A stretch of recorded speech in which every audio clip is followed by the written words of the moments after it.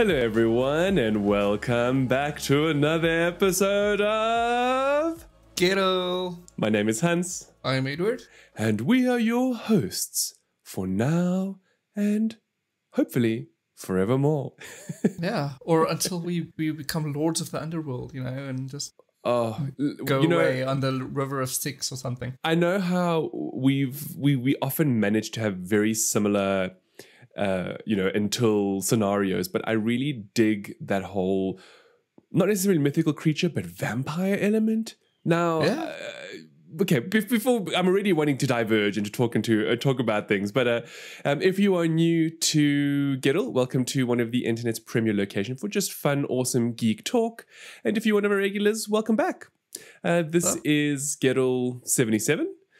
We no longer do the seasons because we felt that it just didn't work for us. Listen, Gettle is going through some changes, okay? We've been going through so many. Nice ones, though. I mean, I've thoroughly been enjoying the last couple of episodes, I mean, Ed, I see you're so nicely dressed up for Old Hallows Eve because this episode will be premiering on the 31st of October. It is. Which kind of goes with that whole underworld thing that you were going on about at the beginning of the episode. Now, before we continue, Edward, how are you doing? I'm good. I can't complain. A bit in pain lately. Oh, yeah. But I can still speak, you and me I'm both, still happy. Just different pain on my side. Yeah. Isn't that the plight of our age? Isn't that just adulthood in a nutshell? Pretty much. Also, I forgot to tell you earlier, Hans, but the missus actually started her first day back at work today. So, you mean like work? Like work, yeah. Oh, so okay, I did not give any sleep. already diverging. So yeah.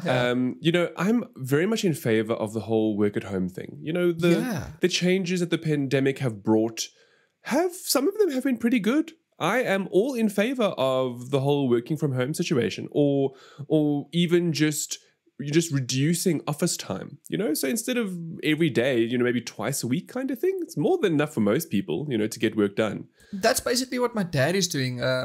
Like he works for a big company, and he goes in twice a week, and that's more than enough for them. Well, look, I've seen a lot of people end up doing that now. Yeah. So some companies are implementing the whole Fridays off, so it's 4-day work week. And others are like, okay, well, if you can do all the work from home, which you've already been doing for 2 years now, right? Because that's how long it's basically been, or a year and a half. You might as well continue doing it as long as the work gets done. Exactly. The thing is, as it was up until last night, she could start on the clock when she needed to, and she'd sometimes go over because working in software support and hardware support, you kind of sometimes your hours are never yours. But now I'm going to go fetch her later today, and she's not going to be able to do that. And she said as much. And when they complain, then it's on them. It's not on her. So, no, look, I'm not really sure exactly what's happening there, what situation is going on. But I would like her to fight for working from home. Not just for extra time, but I mean, the fact that her job was fully functional from home makes zero sense why she needs to go into an office, because now it's the time wasted getting to the office and back, and then it's also the petrol, not to mention climate. I mean, if you're not driving, you're not pushing more stuff into the atmosphere, and there's so many cascading effects to it. Yeah, so wow, okay. Anyway. Well, so how do you all feel about working from home? Are you currently working from home? Are you back at work, much to the chagrin of your family? or maybe it's a blessing in disguise because you get away from your family. Some you time again. Whatever it is that you might be going through, let us know. You know? Personally, I'm in favor of the whole stay-at-home thing. I mean, it doesn't make sense. To me, as long as the work gets done, you can do whatever you want. Just do the work. That's how I feel about it. Yeah. On my side, Ed, nothing I care to discuss on the podcast, but it's been tough. That's all I will say about that.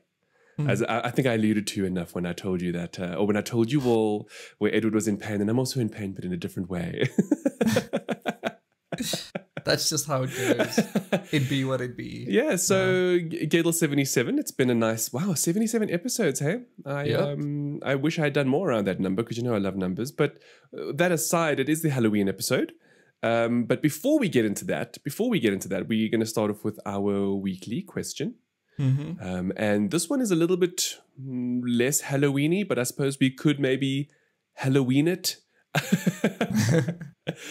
As always, for those of you who are listening, please listen to what the question is and give us your gut reaction, because it's always fun to hear what you all have to say. So here it goes. How does the current generation of children differ from what children were like when we were younger, or when you were younger? Oh, don't get me started. Oh, damn kids. Bring in #old men, Yeah, boomer time. It's boomer time. Look, I can still dab. It's like... Yeah. Gosh. So, let's talk more along the lines of... look, obviously that there are major differences, right? Yeah. I mean, we can't just so easily just be like, how, like...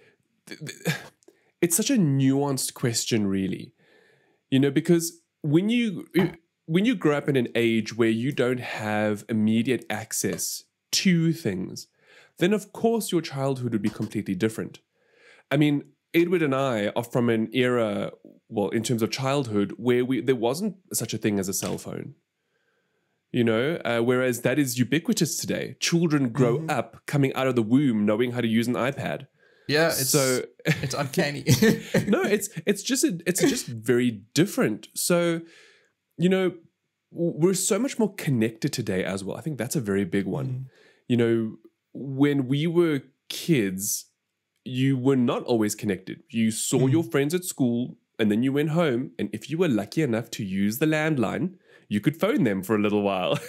Gosh. If not, if you weren't allowed to use the landline, then you just wouldn't hear from them, unless of course they lived within the neighborhood, like if they lived next door, or whatever the case is. The cul-de-sac and just exactly there, yeah. So it's such a different means of living. Like today it's all about just texting. If you don't have a phone by the age of 10, like, do you even technology? Listen, I remember having to negotiate with my folks about having some landline time for myself, otherwise the internet cuts out. I'm that old. Okay. Yeah. Dial up. Gosh. I used to always get shouted at. It was always like, let's get off the phone. Because you don't realize it, but when you have your best friends or whatever, and you just on the phone, you're talking. You've seen each other at school, but then you would just talk for 2 hours. And then then my dad's like, I gotta send an email. Just or if you had a split line, then your folks would get on the other line when are you getting off? Yes. And they're like, it's have you been listening to what we've been saying? Sorry. Yeah, different, totally different era. Yeah. So the question says, what is the current generation of children different from what children were like? So from that perspective, I'd say maybe they're far more. Actually, maybe not. I would, this is going to be controversial. Despite the fact that information is ubiquitous, I would say children today are more stupid than those from before. That. And I don't mean stupid overall. What I mean by that is, they don't, from the kids that I've interacted with, they're not very worldly despite having access to the world. Yeah. Isn't that interesting? That's my observation now. This is not scientific at all. This is just observation. With that said, though, back then, kids were a lot more closed off. They were more knowledgeable, but they were more closed off, more conservative. Yes. In my experience. So I suppose this is where the double-edged sword comes in, right? So on one half of the experience, I actually really like how kids today are far more in tune with accepting each other and people and race and sex. And that is, to me, that is amazing. I absolutely love that. I still firmly believe, even though I'm much older, I'm older, nearer to 40 than I am to 20, that most people my age are also quite open-minded because as a millennial, we grew up with that change. So the change wasn't already there, but we grew up embracing the change. Yes. Whereas kids today they're just born into it, which is actually really lovely. Yeah. There's none of that. Bias exists all the time, but it's far less though. It's far less. So yes, from that perspective, I would say the new generation are actually a lot luckier than maybe we were because, all the bullying still exists today. Yeah. It was, I don't want to say worse when we were younger, but it was a little bit more, bullying is all the time. And even today it still happens. But what I mean is it was a little bit more, it was more like stronger. It was more debilitating because certain things weren't as accepted as much when we were much younger. So people had very intense stereotypes that they would work off of, and that's why people got bullied. Whereas today you actually get people now who bully the bullies. Because anybody who's not accepting is now got to be cancelled. Yeah, pretty much. Which is not a bad thing. An argument but that's a whole other discussion. So what I would say about what I mean by the whole like dumb thing, right, is I've seen a lot of even young 20-somethings, so not even just the much younger, but like because of the way technology has evolved. So yes, we have far more advanced technologies available to us. Like if you look at a mobile phone that we have in our pocket, right? But kids today are so used to what the phone can do, they don't, in my opinion, exercise their mental capacity in the way that we would have done as kids. Now, I'm not saying that they're not intelligent. Like there is a different kind of intelligence that kids have today versus kids from the past. But one of the big things that I have seen is memory retention. So I've noticed how children today, they remember a lot, don't get me wrong, but things like phone numbers, they just don't recall anymore. I mean, even I don't recall phone numbers anymore. Yeah. Whereas when I remember being in high school and primary school and committing everybody's numbers to memory because that was the only way that you would be able to call somebody. Exactly. So it's little things like that I'm getting at. Like also how, it was very interesting to me. This young, late teens, early 20-something family member who considers himself to be very tech savvy. I mean, for his generation, he feels he's very tech savvy. Okay. Didn't know how to do the most basic thing on his computer that would have solved a problem he was having. And I just remember looking at that and being like, well, don't you know how to problem solve? And he was just like, well, I deleted the app and I installed it again because that is how, like, if you take an iPhone, for example, or an Android phone, that's how you would resolve something. There's no like deep diving into behind the scenes because operating systems today are far more simplistic from a user interface perspective than they were today than they were back when we were growing up. Where you had to tinker in like the INI files and go into the back end of Windows if you wanted to get anything to work. Yeah. As an example, so I've also felt that from that perspective, millennials have a different means of critical thinking as well. We generally are able to solve problems that I feel the boomer generation and the Zoomers sometimes struggle with. Yeah. Because we went from analog to digital, whereas most of the Zoomers have grown up digital and most of the boomers have grown up analog. So a boomer issue is very different to a Zoomer issue, but when either have issues, the millennials are the ones that can solve them. Pretty much. I know that maybe that's it seems biased, right? But I'm trying to approach this from an as unbiased perspective as possible.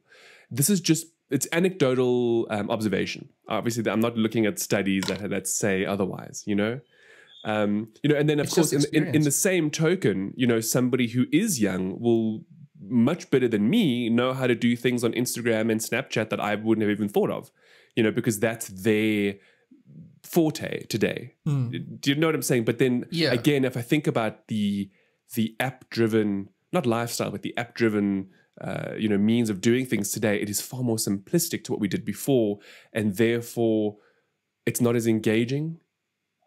I don't know. Let me give you a chance to talk a little bit here, Edward, because I'm just rambling on here now.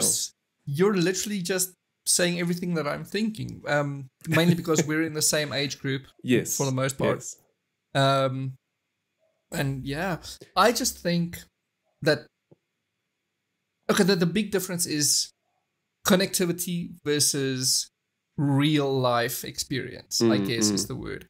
And for the most part, that's the big difference, and pretty much what you said. But also, and this is the big thing, I think you say it's not so much a lifestyle, but it's a way of doing things. I believe it is a lifestyle. It's literally when you disconnect someone who grew up, who came out of the wound via Snapchat, okay? If you disconnect them from the internet, from their phones, they literally go numb. It's a matter of, this is a type of limb, I guess, for kids today. And that's not necessarily a bad thing. Many people will say that in a negative connotation. And I don't mean that in a negative way. It's just the way things are moving forward. Oh, heck. I mean, it's just as much of a limb for us today. I mean, my phone is indispensable. This thing's got to be with me for pretty much everything. Listen, yesterday I switched off the Mac. Okay, the last thing I did on it was I checked Twitter. Okay, I closed Twitter there. I immediately opened it on my phone and began scrolling again. And I caught myself doing that because I saw the same tweet. Now, and I was like, oh shit, this is me now. And this is literally, yeah, it's pretty much that. But I think the reason it's like that for us as well, it's because we were in that transition period, as you said. Well, see, what like, I'm all for tech. I am as tech savvy as they come. I love new things, especially when it works and so on and so forth. So I'm very much in favor of a world built around technology. So for sure, yeah. I don't mean that when I was saying just now about how the younger generations have a reliance on it, that's by no means a bad thing. Yeah, it's not a bad thing. Yeah. To an extent. What I meant by that is that they don't know how to do basic troubleshooting because things work for them 90% of the time. It's much easier now. Yeah. Do you know what I mean? So like it's handed to them. When they have a problem, they don't have in my opinion, most of them don't have the critical ability to solve the problem without having, I want to say mental breakdown because that was just me being funny, but that's not really what I mean. I just mean, I get you. The thing is, that's 100% true. And we grew up in this, again, I keep going back to that, but it's one of the focus points of this conversation to me anyway.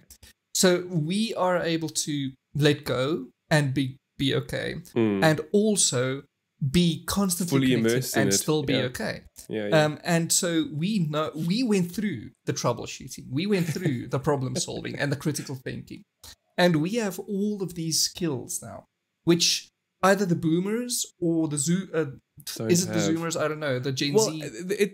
They say they Zoomers. That's just it's the new fun word for them because they're the opposite of the boomer. So anyway. So literally the opposite. We are in the middle. Yeah, and that's where I am kind of thankful in a way, because I can go outside, I can do gardening all day and be good, and I can be inside, I can be on my computer all day and be good. These two different generations are so different. They can't do the one or the other. No, they can. See.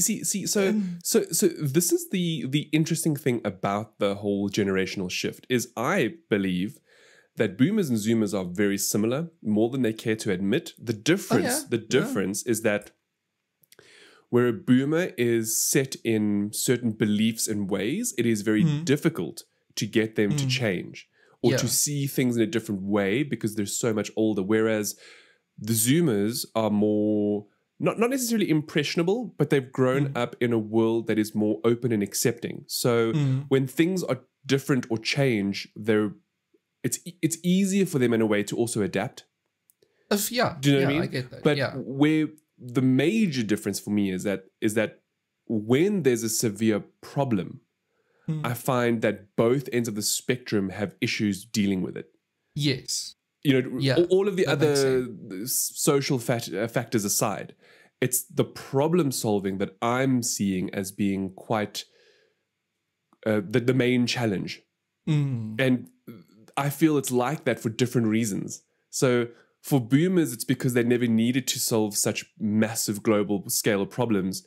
And then for the Zoomers, it's because they're left with solving the big, massive scale problems, but they don't even know how to fix their iPhone. So Yeah, like listen, it's down to them. It's down to the millennials to be like, okay, we're going to use tech and whatever else we've got, and critical thinking, and just do our thing. Yeah. I mean, of course, for those of you who are listening, if you disagree with what we're saying, or if you have a separate opinion, we would love to hear it. Yeah. And again, this is just our opinion. And this whole like generational thing, it's a fun way of looking at things. How like Gen Alpha that's coming up now, I mean, they are now totally different again. I mean, now we're talking about the under sixes kind of thing. Oh boy. In 2021. Or the Ron and Hermione's. It's currently, yeah. And so it's interesting. There are far more other differences. Like this is one that is going to lead me a little bit into a piece of content that I found, and that was how how TVs in the olden days used to work. I'm talking about cathode ray tube monitors, which like they made that, and they're like, and you had to like tune it in. Like today, it's like you just bring up your phone and it's just there. Whether you like it or not, everything's instant. It's just immediate. Now, with that said, there's the most fantastic, not most fantastic website, but I found this website, which is a repository for what it was like to watch TV in the 60s, 70s, 80s, 90s, and 2000s. It's called myretrotvs.com, and it's actually really cool. Obviously, this is just building on from the conversation we had, because it just really made me think about it. We'll link to the website. It's just very cool, and what it does is it allows Zoomers, for those of you who are out there, who didn't know what TVs were like in even the early 2000s. I mean, even in the early 2000s, we had CRT monitors, all right? Where you had to tune them in, and like the buzz was there, the before you could get to the channel. Use the bunny ears and stuff. Exactly. So what this website does is it emulates those TVs. It emulates that experience with buzz and all, and how the pictures would fade in and fade out, and how you had to physically change the channel to watch something different. That's basically how the PlayStation, our PlayStation 1 emulator or some such would work on PC nowadays. Like if I emulate something, I'm gonna install all the 4K stuff and get it as close as possible. Of course. But many people, they prefer to have the scan lines and the pixels and the film grain. Why? Yeah, I don't know. What, for nostalgia? I don't know. Those are legit options in most emulators. And then, like the other day, I was playing Digimon 2 for reasons. I wanted to keep that a surprise for you, Hans. Okay, anyway, no worries. Anyway. And on the emulator, the options are like scan lines, emulate CRT screen, which makes this interesting to me. That is so interesting. My LED monitor, it makes the corners all wonky and like fish-eyed almost. Yeah. And it has all of those options, and I think it's dumb. It's look, it's got to be nostalgia, preserving what the media looked like in its original form, right? I guess. I mean, look, I'm all with you. I would rather just have it in the best quality possible with my current technology. Yeah, just AI upscale that shit, But that reminds me now with the original form thing. Just this week, I think it was this week or last week, the new, the GTA trilogy remasters were announced. And those are being changed, and music are being taken out. Yes. People are rioting because they're taking out music and changing stuff. But they'd have to because it's licensing. Yeah. But not even that. But they are cutting out some more controversial bits. I think what okay. So first of all, yeah. I think perhaps where the issue comes in is that Rockstar is also replacing the old games. In other words, once the new one comes out, the other ones will no longer exist. Now, to me, that's a big problem because I get that. Gaming or games, in my personal opinion, much like movie, TV series, and physical works of art are art. It's still art. So I believe that the original incarnations of software should be kept as is, regardless of cultural changes and challenges and so on and so forth. Because what I'm hearing is that they're obviously going to they're going to take out things that may be more offensive that like they were back then than they are today? Like, I know they're taking out some of the more controversial scenes. That, if you remember the hot coffee mod for San Andreas, they're taking basically the basis of what that mod was based on. They're taking those scenes out. You see, like that. So, that is a pity to me, because the original work, there was nothing wrong with it. People loved it. It's been a decade almost, right? Yeah, since it came out. So why change it? Just keep it. Like, have the original and then obviously update it and then let people play either or. Chances are good people will still move on to the newer one, obviously, especially the newer generations. But these are art forms. Doing away with them completely from what they were originally is sad to me. You know, it's unusual. I don't agree with it. Yeah. You know? It's an odd change. I didn't know they were replacing it, actually. They're basically doing the Blizzard thing, and everyone hated that, and for good reasons. Look, while we're on this topic of emulation, I want to just bring up quickly a bit of a scandal that's happening at the moment. And I want to speak about it because I feel Nintendo gets away with so much that I don't believe they should be allowed to get away with things like this. So I see your face. You're not really sure what I'm talking about. So essentially what's happened is you know how copyright heavy Nintendo's hand is? Yes. Every time they see anything that can emulate their games or whatever the case is, they shut it down, right? Yeah, it's pretty much the MCA. So what Nintendo has now done is they've now backported a lot of their older Nintendo 64 titles and so on and so forth to be playable on the Nintendo Switch, but only if you are subscribed. If you buy the expansion or something. Yes, there's this whole new expansion pass thing, plus Nintendo Online, which is the same price as Xbox Live Gold, with the exception of just being nowhere near as good. Anyway, why people are getting really upset about this is because Nintendo has ported squat. What they've actually done is there's an emulation layer between the original code and the Switch. And what people are finding out now, after having bought the subscription and downloading these games, is that the translation layer between the emulation software and the Switch's controls has absolutely awful lag response time, to the point where the games are nigh unplayable. And now people are really upset about this because I don't know the name of it, but there was some other emulation software that was developed by fans, and it was like spot on. Like, you could sideload that onto your Nintendo Switch and you could enjoy all of those games, and it was pristine. The experience was perfect. Of course, Nintendo, as far as I understand, shut that down, or they sought legal action or something to that effect, and then went and implemented their own subpar experience that they're charging for.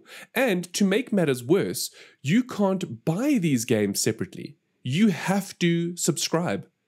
It's just such a FU to people who enjoy Nintendo games of the past. And that's weird. And no, I don't like the fact that Nintendo gets a free pass all the time when they do things like this. Always. They're the only ones that do shit like this. And everyone's like, Nintendo, we love Nintendo. And I'm just like, why? Why? Yeah. They're so ass backwards. It's run by boomers. Yeah, that's exactly it. And not the kind of boomers like that runs Sony, for instance, who's all those about are just business. as bad, okay? Okay, but at least they tend to listen.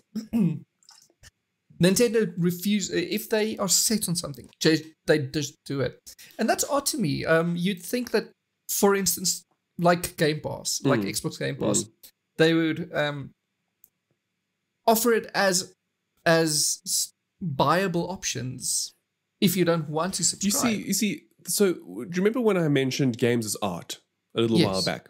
Yeah. This is where I primarily take my hat off to Phil Spencer, Xbox, and Microsoft. This is because they have on record said that they want to preserve games as a form of art. So their whole means of game preservation is the exact opposite of Sony and Nintendo, which is very unusual if you think about it, because those two companies are much older and therefore have much larger libraries of legacy software. Yes. Now, Microsoft has all outright just said, no, we want to preserve the stuff. So we will make our consoles forward and backwards compatible for as long as we can into the future. And you can buy and enjoy and purchase licenses for all of that old content and use it at your leisure on whatever system you wish to. Yeah. And that is what you call, like, not only is it preservation of games as an art form, but that is how you reward your customer base. Yeah. I mean, the fact that I can boot up, I think it's the original Halo from, I mean, I stand to be, sorry. The fact that I can boot up Fusion Frenzy, that I can install that on my Xbox Series X, and that was a digital purchase on the original Xbox from like 2004, 2005. It blows my mind. But that is what it's all about. It's about preserving games as an art form. And currently Microsoft is the only one doing it, because even Sony consistently charges for remasters. And they also are not really keen on backwards compatibility. This is the first system to actually have it. Okay, actually, that was the PS3, but that was so vehemently expensive. The PlayStation 5 is only backwards compatible with PlayStation 4. I mean, what about 1, 2, and 3 also? Anyway, it's a mess. I believe that these other companies are only in it for the money for most of the time, which saddens me. And also, it's in a way, it doesn't make sense. Like, Microsoft is allowing people to buy what they want, so they will buy the old games. Whereas Sony just wants to keep remastering them in really shitty ways and then charging triple for what they are, and then people still buy. But like, if they just made the stuff backwards compatible, people would buy it anyway. Yeah. I mean, why wouldn't you? It's stupid. It's stupid. Yeah, it's dumb. Yeah, I don't know what their rationale is. And it was just, I just thought about it, this whole like Nintendo thing, because it bothers me a lot, because Nintendo keeps getting free passes on all of these things. Yeah. And I just don't understand why. Like it's one thing to charge people a subscription now for these games, but then to let them run poorly after you sued the other emulation companies, like, what are you doing? That's odd. That's a dumb decision. No, that's just typical Nintendo. And they'll be getting away with it, obviously. Of course, people are lauding them over it. Now, with that in mind, I see that something has arrived in my inbox, so we'll be able to actually test that out in more detail over the coming weeks, and we can always talk about it again and get at a later stage. But just from what I've seen online already, it's not something I would have even spent money on, to be perfectly honest. Yeah, like I use the Switch literally just when I absolutely need to. Otherwise, it's just standing there gathering dust. And I would never do this expansion thing, mainly because I think it's bad business practice, but also because those games are anyway not games anyone would like to play, in my humble opinion. Well, I mean, you see, again, it's that whole thing of games as art and how they should be preserved and how Nintendo is actually messing up that preservation. So that's the big problem. That's the issue, more so than anything else. Anyway, enough about that, because that's actually not what I love how that's just how where the conversation went. It just railed away. So I just want to pull it back a little bit. It is. So Edward is dressed up nicely, as you can see in the video. He's got his like Spider-Man thing on. His he looks absolutely great. I've seen the full-fledged photo. It's a bit of a home job, but it works. No, it's great. So bringing that back a little bit to the fact that this is technically a Halloween episode, I brought up some facts, some just quick random dirty facts. Ed, I'm just going to go through like one or two of them, and maybe we can discuss them a little bit. Yeah. So, I mean, first of all, we don't actually celebrate that here in South Africa. Not really. I've actually never celebrated Halloween. I've maybe gone to 1 or 2 Halloween parties because people just decided to do it for fun. But apparently, the festival is over 2,000 years old. It's actually pre-Christian. And it comes from a Celtic festival called Samhain, and I'm probably totally ruining that because I don't know how to speak Celtic. So I think no one does at this point. It's kind of like you see Siobhan and it's actually Siobhan. So I don't know how that. Maybe this is shaman or something. I don't know how this is pronounced. No idea. But anyway, apparently, it's allegedly the final day of what the Northern Hemisphere considers the fall harvest, and for where spirits cross over into the other realm. Beyond the veil of the living. So that's what it was to celebrate, which makes sense given how people look at Halloween today, right? Yeah, pretty much. Now, this is something that I was a little bit taken aback by. So we know from an American perspective, it's trick or treat.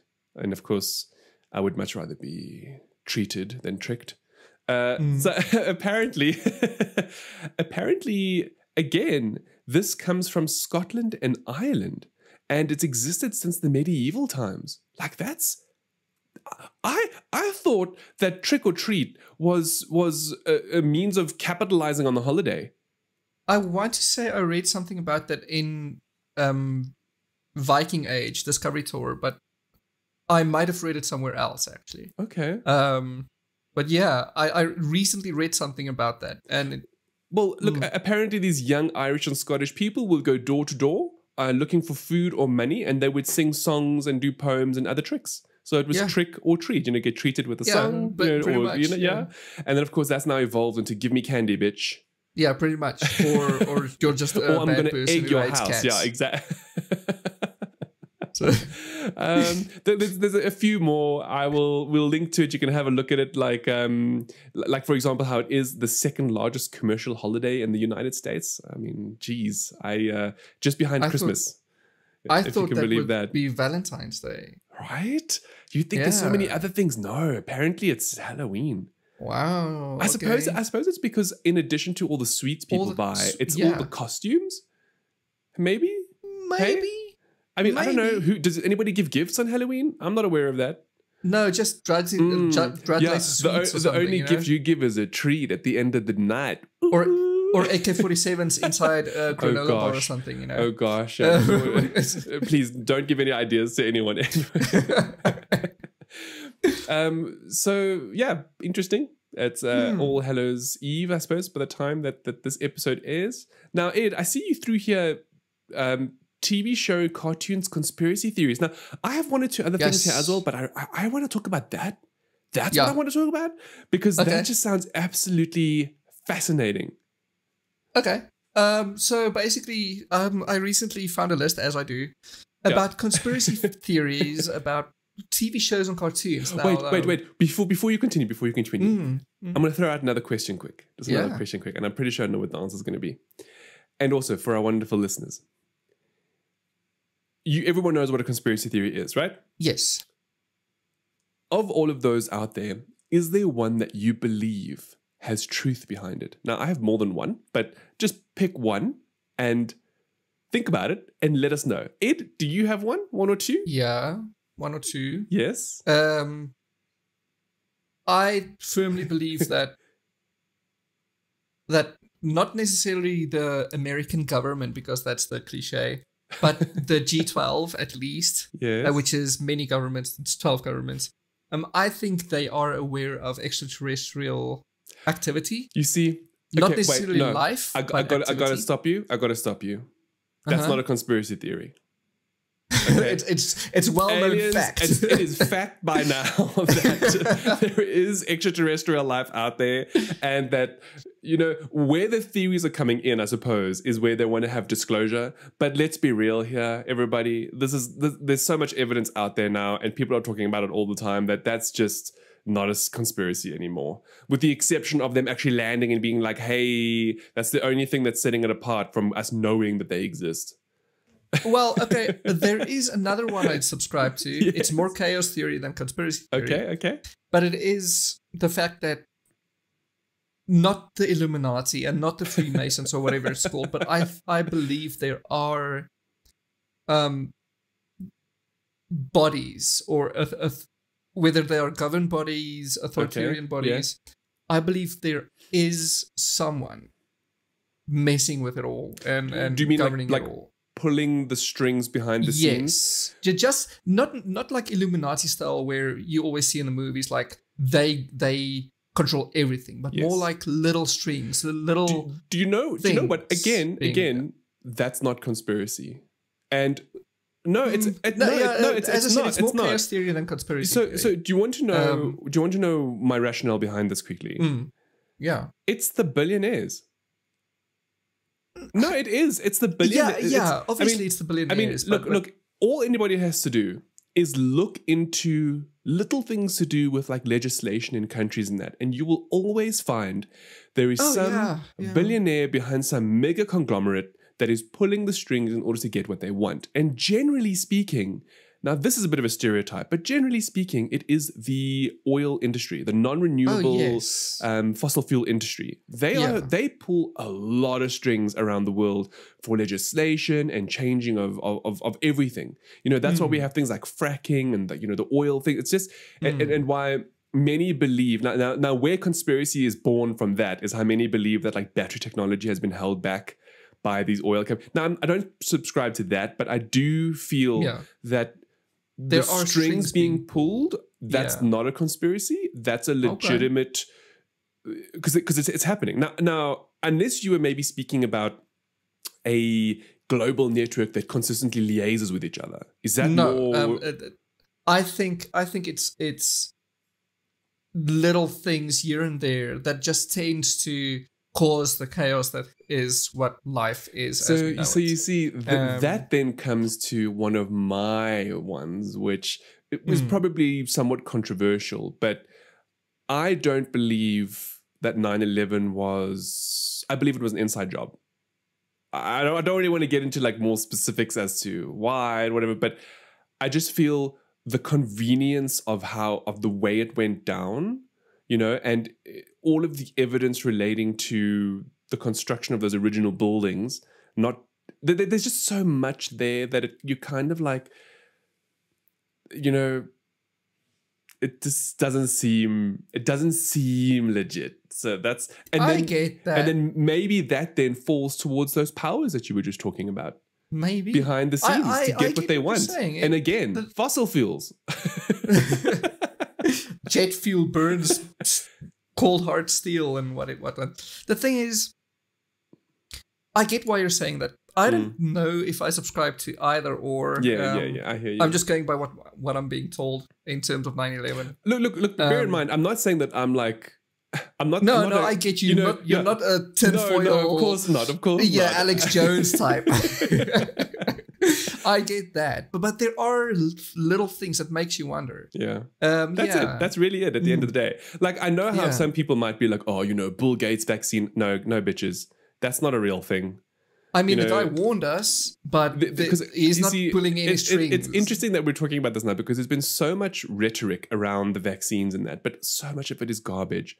And what I wanted to speak about now with this whole conspiracy theory thing wasn't so much what do we really believe is real and out there and whatever the case is, but just more along the lines of what are genuinely plausible. Yeah. Things where like the whole vaccine thing, all of that has been disproven by science. Every single thing that comes out that is a conspiracy theory around the vaccine has literally been disproven by science. Yeah. Whereas something like 9/11, for example, there are some things. There are little things there that just cannot be explained, or rather, science disproves it as being okay. But now no, that line of thinking is the basis of the list I found. Oh. So basically, it's not like people are going, oh, SpongeBob was Princess Leia's love toy. Yeah, or whatever. It's not. It's actually people went and analyzed the show, and they figured this out. Now it's a huge list, like 20 odd stuff. I wrote down just my favorite three, of which the main one, the big one, it's also the first one on the list, is that Breaking Bad is a Walking Dead prequel. Now, I will admittedly say I never finished Breaking Bad. Oh, you should, Hans. It's my all-time favorite. I don't mind if we just speak about it now, but I'm under the impression that does he just go off into the sunset, or does he actually die? Does he die? He does succumb, yes. Okay, so he succumbs to the cancer, right? Yes. Okay. Yeah. Now why is this rationale... So basically, apart from both being AMC shows, so obviously they can do crossovers in the same universe. Stuff. Yes. The blue meth, which is it's 100% fictional. Number one, meth is not blue unless you color it. Okay. It exists in both series, and the character named Glenn and his favorite sports car is also in both series. And Daryl, which is the character, it's I forgot his name, but the guy with the long hair, who was in Death Stranding. Yeah, his brother's drug dealer is quoted as being a janky white guy who said, and quote, "I'm going to kill you, bitch." Okay, so those are admittedly very fine strings, but they're strings, and that means before all the crap went down, maybe there is two guys somewhere in Arizona cooking blue meth. Walter got out of there just in the right time. Pretty much, right? Yes. Yeah, right before all shit broke loose. Yeah. So obviously the more likely scenario is that the developers of Walking Dead are fans of Breaking Bad. Yes, that's it's just Easter eggs, but obviously. I love this. I love this as a conspiracy that they're in the same universe, and that, as you said, somebody found Walter's recipe or something and played with it, and boom, that's how the Walking Dead started. Or that's also a theory that's been posited, though they don't. It's not one that is doing the circles because obviously I went down a rabbit hole after finding this list. But yeah, that's one of the theories that is being posited, as well as Gus Fring being like patient zero, though I also think that's not plausible. I think it's good enough. I think because, I assume Walt died not sharing the formula. No one, only two guys ever found knew the formula, and the one guy kept failing at it, and the other guy was killed. Okay. So Pinkman lived. No, but he didn't know the formula though. No, he did. Okay. So what I'm getting at is if they didn't do it, then somebody tried to reverse engineer it, and that's how the zombie virus. I love it. Maybe I'm on board. I take this as conspiracy theory fact. No. Yeah, and then point number 2 is how the Rugrats are all figments of Angelica's imagination. Oh no, I've read this one before, and it's so sad. It is super sad. It's so very depressing.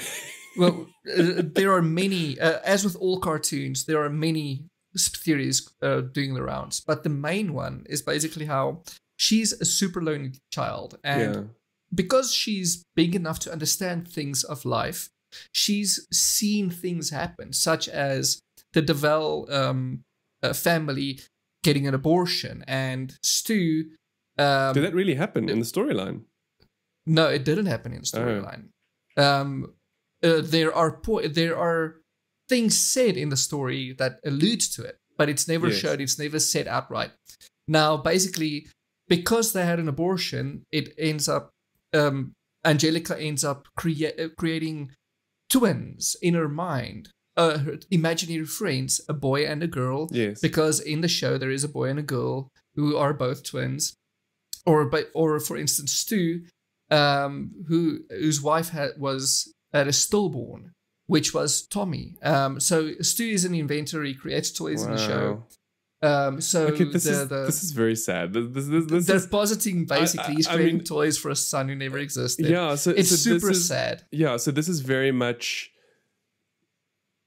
Oh, this is a terrible one. No, it's ruining your childhood. I'd rather go back to the Breaking Bad, Walking Dead thing, because that thing's great. But to have to now imagine that this exists in the mind of a poor, child, distressed child who's gone through trauma is terrible. And I really don't think that is what the original creators intended. I don't think so either. But there are allusions, and all of these kids shows that we used to watch, they're not the same as the Adult Swim shows today. Yeah. Where it's just straight jokes.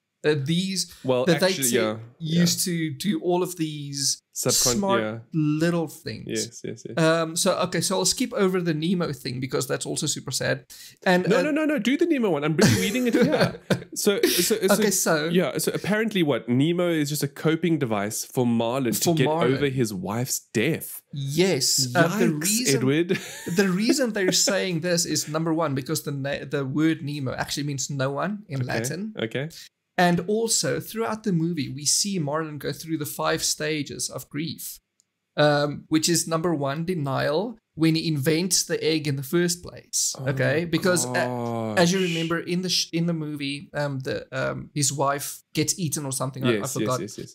and all of the eggs are gone except for one broken, cracked egg. That's why Nemo is a little fin. Yeah.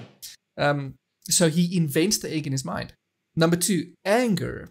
Is whenever he freaks out at Nemo of going too far or doing something that seems dangerous. Number 3, bargaining, is when he convinces Dory to join his quest. There's this quest to find this invisible child he doesn't actually have.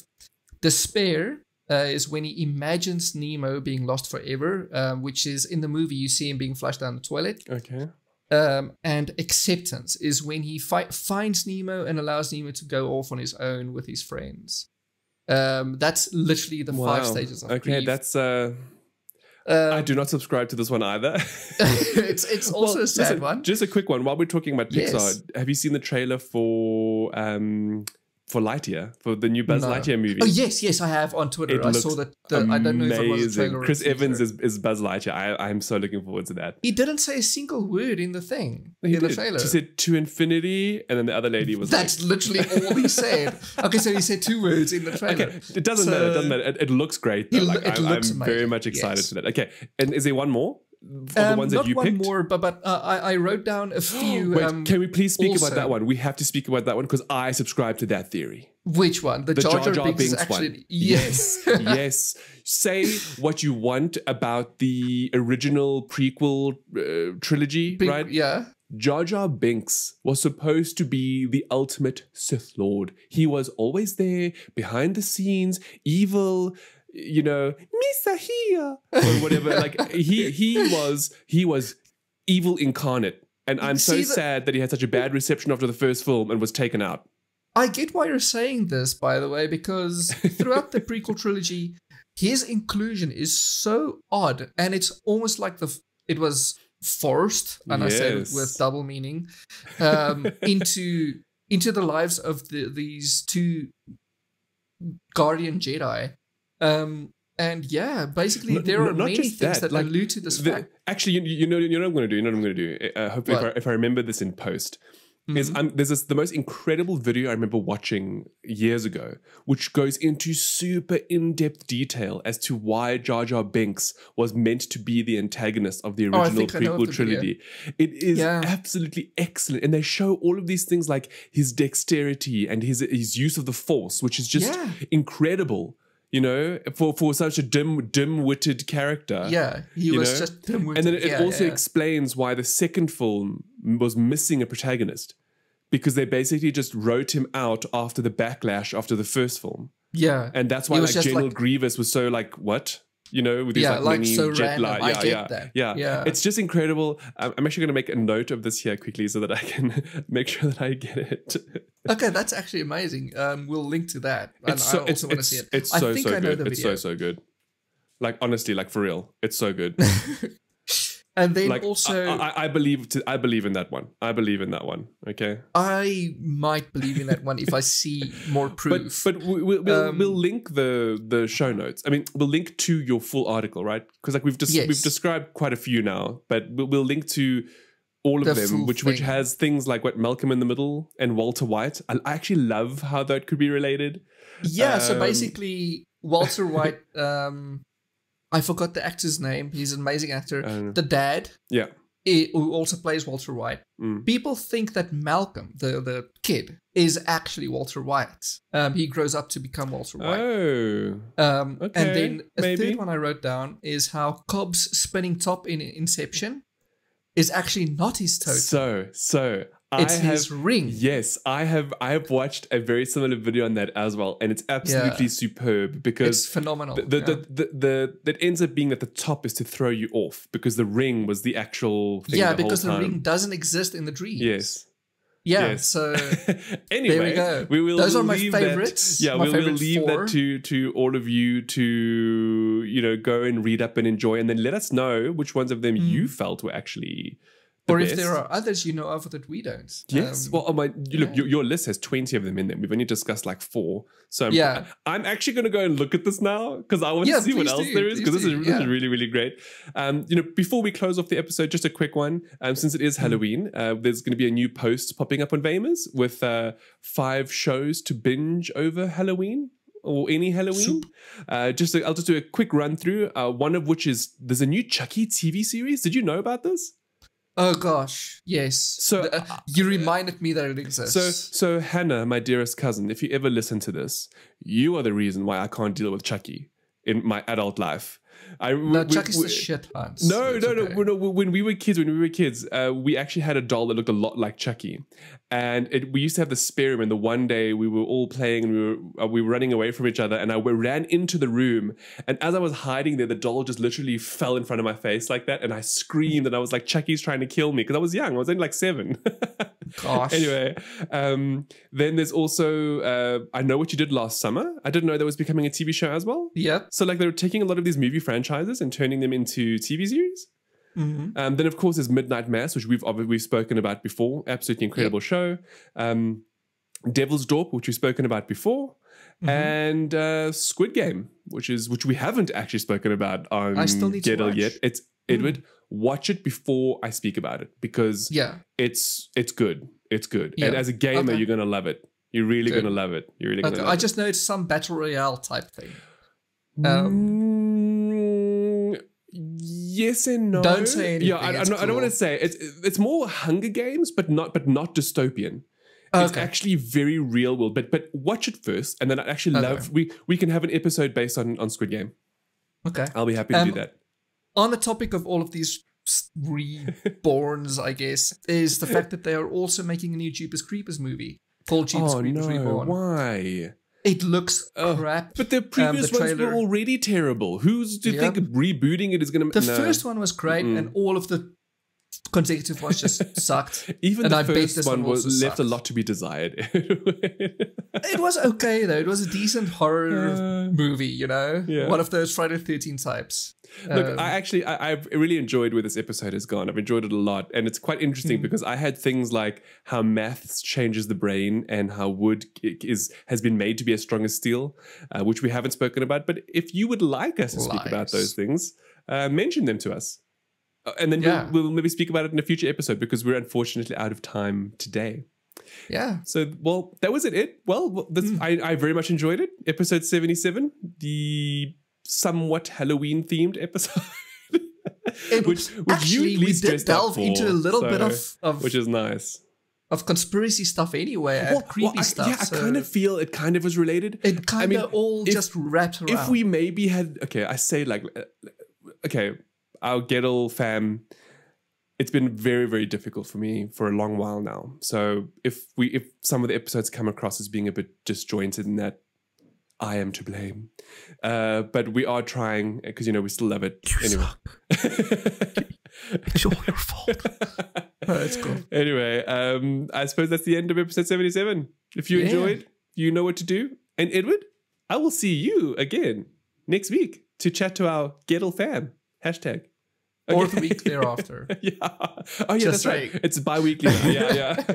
I'm so used to the weekly schedule thing. I actually thought this was a skip week for a second. And then I saw the date and I was like, yes, Halloween. I can dress up. Because I had this idea for like a while now. Yeah. All right. Well, thank you so much, everybody, for listening. We hope you enjoyed. And if you did, you know what to do. And we look forward to seeing you again on our next episode. Yeah. Cool. Cheers.